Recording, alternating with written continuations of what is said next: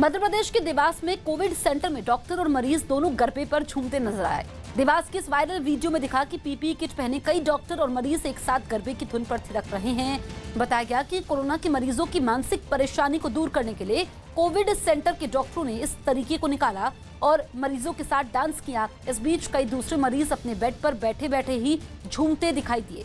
दावा किया गया कि इस तरह के माहौल की वजह से कोरोना के कई मरीज ठीक होकर अपने घर भी जा चुके।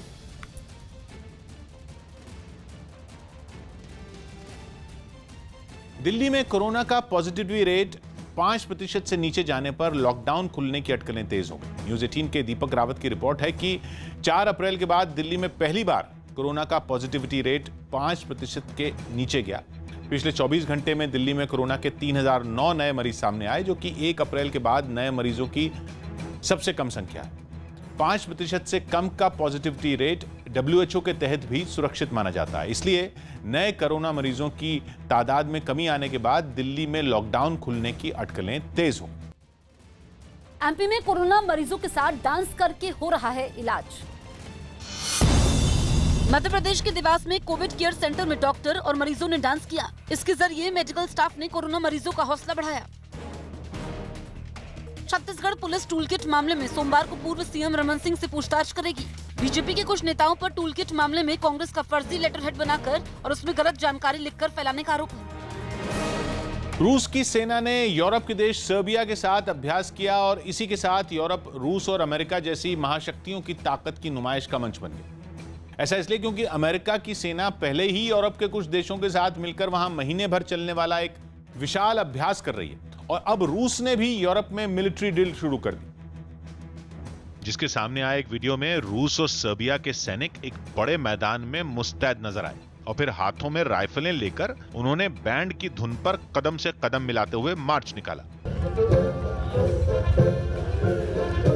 जिस वक्त रूस और सर्बिया जंग के मैदान में दुश्मन से दो हाथ करने की तैयारी में जुटे थे, ठीक उसी वक्त करीब 500 किलोमीटर दूर पड़ोस के देश बोस्निया एंड हर्जेगोविना में वहां की सेना अमेरिका के जवानों के साथ दुश्मन देश के छक्के छुड़ाने की ट्रेनिंग कर रही थी। बंदूक ताने सैनिक अपने सटीक निशानों से टारगेट को छलनी करते दिखे। बारिश के बीच भी दोनों देशों की सेनाएं मैदान पर डटी नजर आईं। सेना के लिए हथियार बनाने और रिसर्च करने वाले डीआरडीओ ने एंटीबॉडी की जांच करने के लिए खास तरह की किट तैयार की है।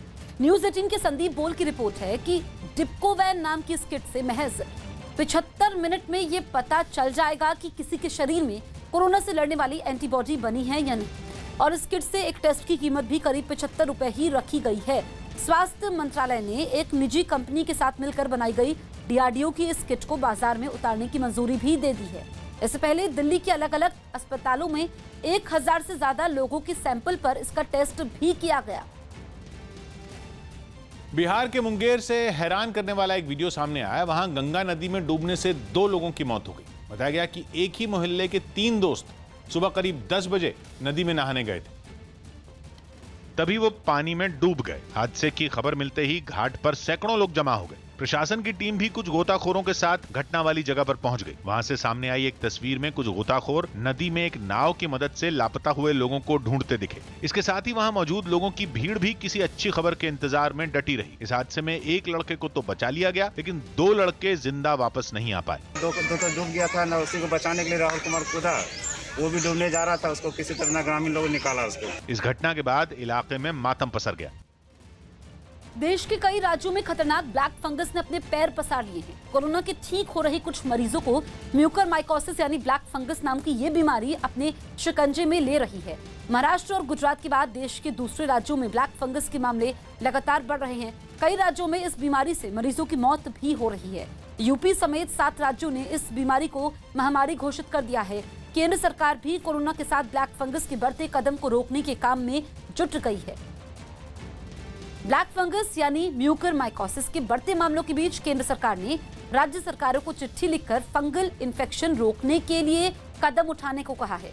स्वास्थ्य मंत्रालय की तरफ से राज्यों और केंद्र शासित प्रदेशों को कहा गया है कि वो इन्फेक्शन रोकने और इससे बचाव के लिए अपनी तैयारियों की समीक्षा करें। साथ ही अस्पतालों में सफाई और सैनिटाइजेशन की भी समीक्षा करें।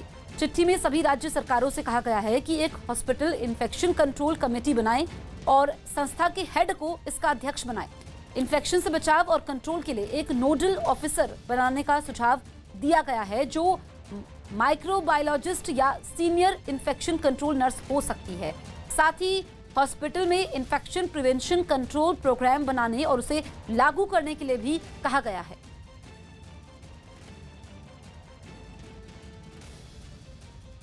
मध्य प्रदेश